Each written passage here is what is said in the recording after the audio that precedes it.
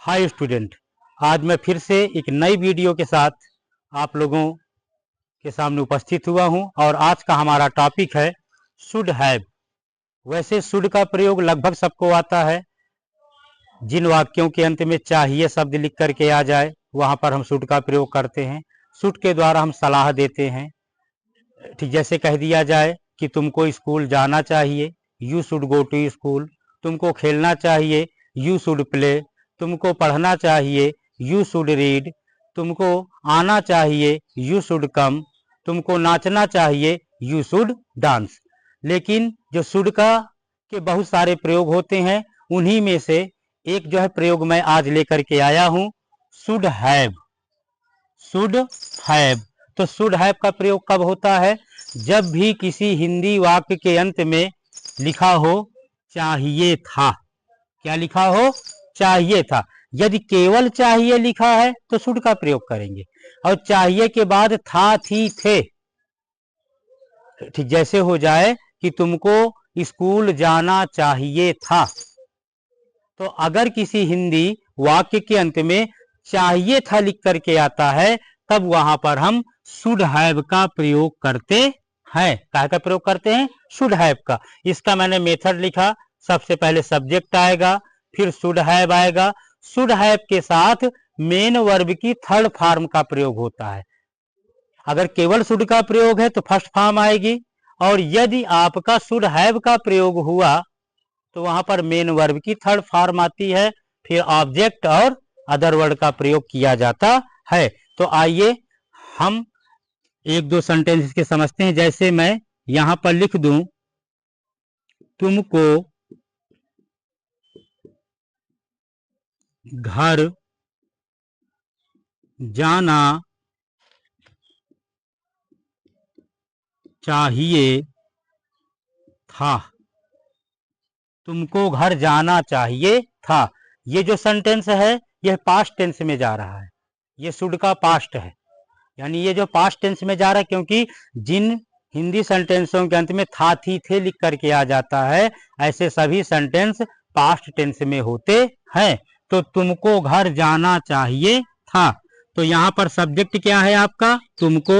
तो तुमको के अंग्रेजी हमने यू लिख दिया। यू के बाद फिर हमने शुड हैव का प्रयोग कर दिया। काहे का प्रयोग कर दिया? शुड हैव का प्रयोग किया।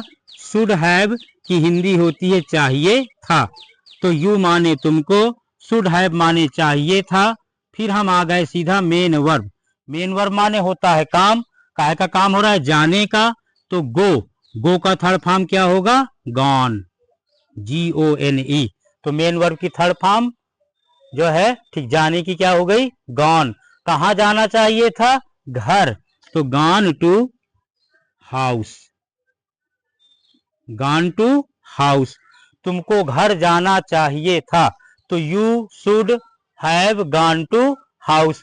यहां पर जो वाक्य के अंत में लिखा था चाहिए था, इस चाहिए था से हमने यह बात जानी कि यह जो सेंटेंस है शुड हैव के प्रयोग से बनेगा। सबसे पहले हमने इसका सब्जेक्ट ढूंढा। सब्जेक्ट था तुमको। तुमको के बाद हमने शुड हैव का प्रयोग किया। शुड हैव के बाद लिखा है मेथड में मेन वर्ब का थर्ड फॉर्म। तो मेन वर्ब क्या था? जाना। गो माने जाना, और गो का थर्ड फॉर्म गॉन हो गया। फिर इसको कहाँ जाना चाहिए था? घर। तो टू हाउस लिख दिया। अब जैसे हम यहाँ पर दूसरा सेंटेंस लिख दें, उसे प्रश्न हल करना चाहिए था। उसे प्रश्न हल करना चाहिए था, ये लिखा है आपका सेंटेंस। तो यहां पर भी हमने देखा कि इस हिंदी वाक्य के अंत में लिखा है चाहिए था। ये चाहिए था इस बात की ओर जो इंडिकेट करता है कि मुझे आप शुड हैव के प्रयोग से बनाइए। अब जो है सबसे पहले हम इस पर ढूंढेंगे इसका सब्जेक्ट। तो सब्जेक्ट कौन है? उसे। उसे के लिए हमने लिख दिया ही। क्या लिख दिया? ही के साथ फिर ये सब्जेक्ट के बाद क्या लिखा है?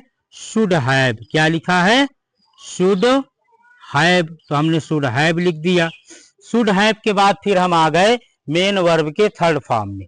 तो मेन वर्ब क्या है? काम। काम को मेन वर्ब कहते हैं। काम क्या होना है यहाँ पर? हल करना।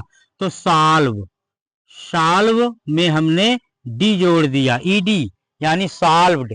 ये मेन वर्ब का थर्ड फॉर्म बन गया। क्या हल करना चाहिए था? जो है प्रश्न। तो he should have solved question. Question माने क्या होता है? होता है प्रश्न। तो यहां पर वाक्य के अंत में लिखा था चाहिए था। चाहिए था से हमें पता चला कि शुड हैव का प्रयोग है। हमने यहाँ सब्जेक्ट ढूंढा, सब्जेक्ट मिल गया हमें, उसे की ही लिख दिया। शुड हैव का प्रयोग किया, फिर मेन वर्ब की थर्ड फॉर्म हल करने की सॉल्व लिखी, और ऑब्जेक्ट था यहाँ पर प्रश्न, तो हमने कर दिया क्वेश्चन। अब जैसे तीसरा सेंटेंस मैं यहाँ पर लिख दूं, मुझे स्नान करना चाहिए था। मुझे स्नान करना चाहिए था।